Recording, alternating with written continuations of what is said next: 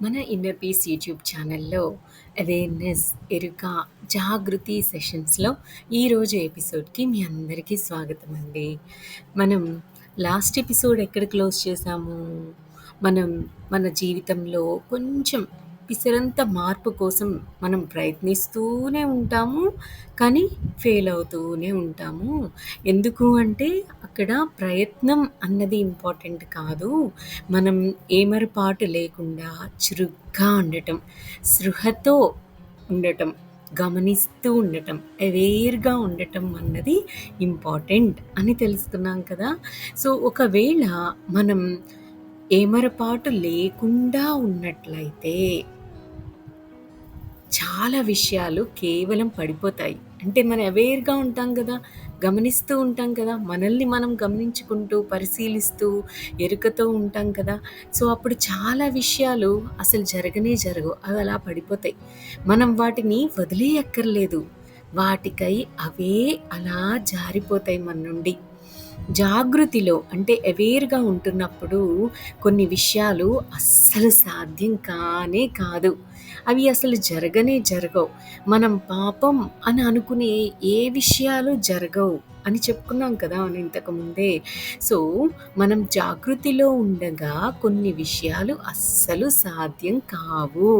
ఇదే ఓషో ఇచ్చే డెఫినిషన్ అనమాట జాగృతికి. సో, ఇంకొక నిక్కచ్చి గుర్తు ఏమీ లేదు. అంతే. అవేర్‌గా ఉంటే కొన్ని విషయాలు అలా జరగవు. జారిపోతాయి మన నుండి. హాయిగా ఉంటాం మనం. ఇంతకంటే వేరే గుర్తు అవేర్‌గా మనం ఉన్నామా లేదా అని చెప్పడానికి ఇంకేమీ లేదు.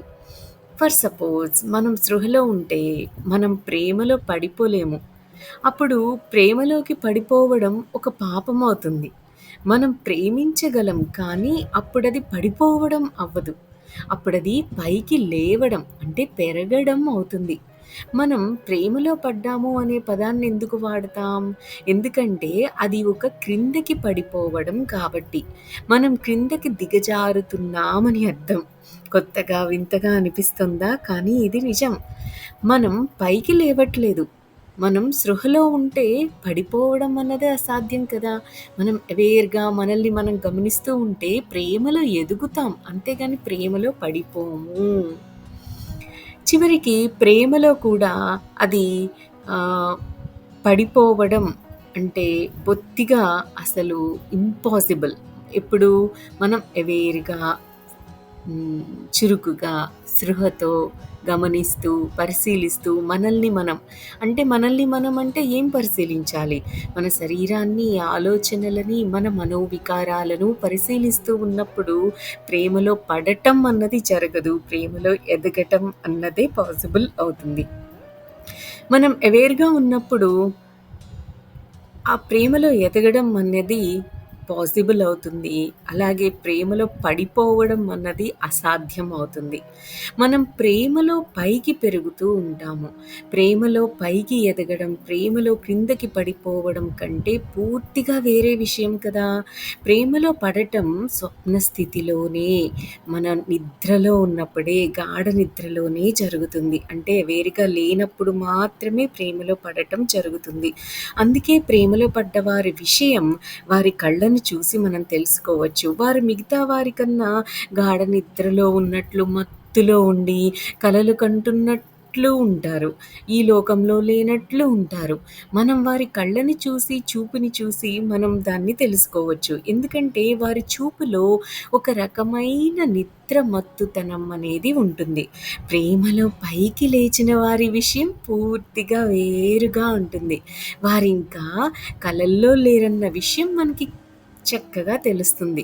వారు వాస్తవాన్ని ఎదుర్కొంటున్నట్లు, వాస్తవం ద్వారా ఎదుగుతూ ఉన్నట్లు మనకి కనిపిస్తారు. మనం చూస్తాం వారినలాగా. ప్రేమలో పడ్డప్పుడు మనం ఇంకా చిన్న పిల్లల్లా ఉంటాం. ప్రేమలో పైకి ఎదిగినప్పుడు మనం పరిపక్వత పొందుతాం. క్రమక్రమేణా ఆ ప్రేమ ఒక బంధంగా ఉండదు. అది మన యొక్క స్థితి అవుతుంది. ఆ ప్రేమే మన స్థితి. మనమే ప్రేమగా అయిపోతాం. అంటే మనం దీన్ని ప్రేమించడం, దీన్ని ప్రేమించకపోవడం అన్నది ఏమీ ఉండదు. మనం కేవలం ప్రేమగా మారిపోతాం. ఎవ్వరు మన దగ్గరికి వచ్చినా మనం వారిని ప్రేమతోనే చూసుకుంటాం. మనం వారితో ప్రేమని పంచుకుంటూ ఉంటాం. ఏం జరిగినా దానికి మనం మన ప్రేమనే ఇస్తూ ఉంటాం. మనం ఒక రాయిని పట్టుకున్నా, మనం ఆ రాయిని ఓ ప్రేమికుడు లేదా ఒక ప్రియురాలి శరీరం తాకినట్లు చక్కగా సృశిస్తాం. మనం ఒక వృక్షాన్ని మనం ప్రేమించే వ్యక్తి ముఖాన్ని చూసినట్లు ఆ వృక్షాన్ని కూడా చూస్తూ ఉంటాం. ఆ ప్రేమ భావం మన యొక్క స్థితిగా అవుతుంది. మనం ప్రేమలో ఉన్నామని కాదు, ఇప్పుడు మనమే ప్రేమలా మారిపోతాం. ఇదే పైకి లేవడం అంటే. ఇది క్రిందకి పడిపోవడం కానే కాదు కదా!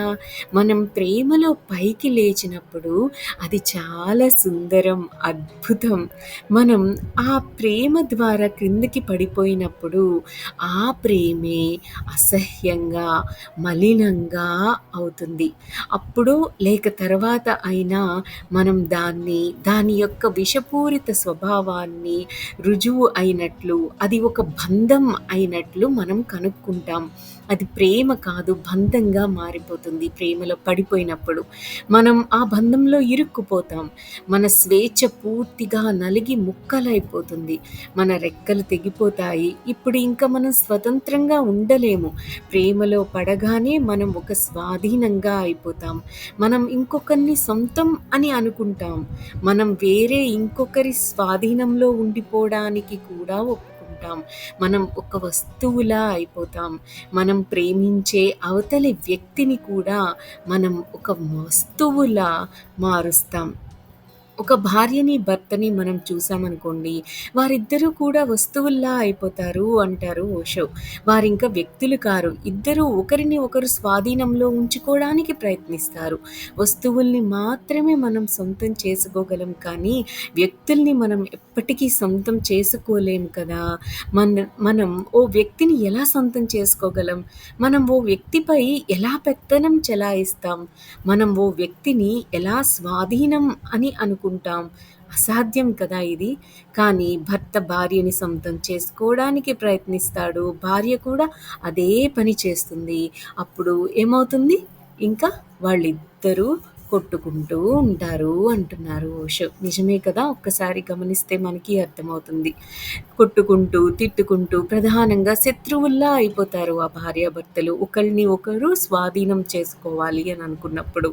అప్పుడు వారిద్దరూ ఒకరినొకరు నాశనం చేసుకుంటూనే ఉంటారు. కానీ అక్కడ ప్రేమ అనేది ఉండనే ఉండదు అని అంటున్నారు.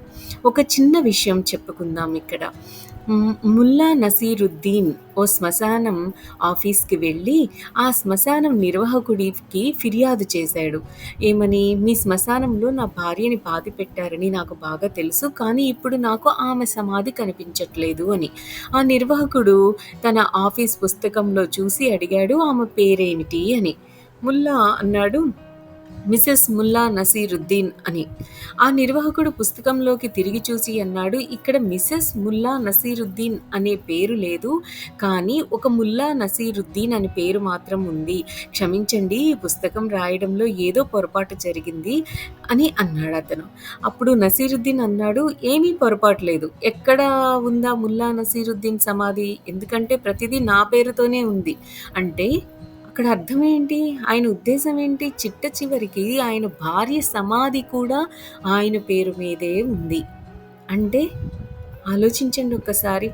ఇలా సొంతం, స్వాధీనం ఇది ప్రతి ఒక్కరూ వారు ప్రేమించిన దాన్ని సొంతం చేసుకోవడానికి ప్రయత్నిస్తున్నట్టే కదా! ఇది ఇంకా ప్రేమ ఏమాత్రం కాదు. నిజానికి మనం ఒక వ్యక్తిని స్వాధీనంలో పెట్టుకుంటే మనం ఆ వ్యక్తిని ద్వేషిస్తాం. మనం ఆ వ్యక్తిని నాశనం చేసేస్తాం. మనం ఆ వ్యక్తిని చంపేస్తాం. మనం ఒక హంతకులం అవుతాం. ప్రేమ అనేది ఎప్పుడు స్వేచ్ఛని ఇవ్వాలి. ప్రేమ అనేది ఒక స్వతంత్రం. ప్రేమ ప్రేమించిన వారిని ఇంకా ఇంకా ఎక్కువ ఎక్కువగా స్వతంత్రుల్ని చేస్తుంది. ప్రేమ రెక్కల్ని ఇస్తుంది. ప్రేమ విశాలాకాశాన్ని తెరిచి ఉంచుతుంది. ప్రేమ బందీఖానా అవ్వలేదు. ప్రేమ ఓ ఆవరణలో బంధించేసేది కాదు. కానీ అలాంటి ప్రేమ స్వభావం జాగృతి కలిగినప్పుడు, దానికి అవేర్‌నెస్ తోడైనప్పుడు మాత్రమే అద్భుతంగా మారుతుంది. ఇలాంటి ప్రేమ స్వభావం జాగృతి అవేర్‌గా ఉంటున్నప్పుడు మాత్రమే మనకి కలుగుతుంది. మనకు తెలిసిన ప్రేమ ఒక పాపం. ఎందుకు అంటే అది నిద్రలో నుంచి పుడుతుంది కాబట్టి అని అంటారు ఓషో. ఎంత అద్భుతమో కదా! సో, ప్రేమలో పడటం, ప్రేమలో ఎదగడం ఈ రెండిటి యొక్క డిఫరెన్స్ తెలిసింది కదా! మనం నిజంగా ప్రేమిస్తున్నాము అంటే ఆ మనిషిని ఎంత స్వేచ్ఛగా, ఎంత స్వతంత్రంగా, ఎంత స్వతంత్రుల్ని చేసి వాళ్ళకి రెక్కలని ఇస్తూ వాళ్ళ యొక్క విశాల ఆకాశాన్ని తెరిచి ఉంచటానికి ఒక బందీఖానాగా లేకుండా, ఒక ఆవరణలో బంధించకుండా ఎంత స్వతంత్రంగా, స్వేచ్ఛగా వదలాలి మనం వాళ్ళని అన్న విషయం ఇప్పుడు మనకు అర్థమవుతుంది కదా! మరి ప్రాక్టీస్ చేసేద్దామా? ప్రేమలో పడకుండా ప్రేమలో ఎదగడానికి మనం ప్రయత్నిద్దాం. అంటే మనం ఎరుకతో ఉండాలి, గమనిస్తూ ఉండాలి, మనల్ని మనం పరిశీలిస్తూ ఉండాలి. మరి ప్రాక్టీస్ చేస్తారు కదా! దట్స్ ఆల్ ఫర్ టుడే అండి. Have a great day. Thank you. Thank you. Thank you.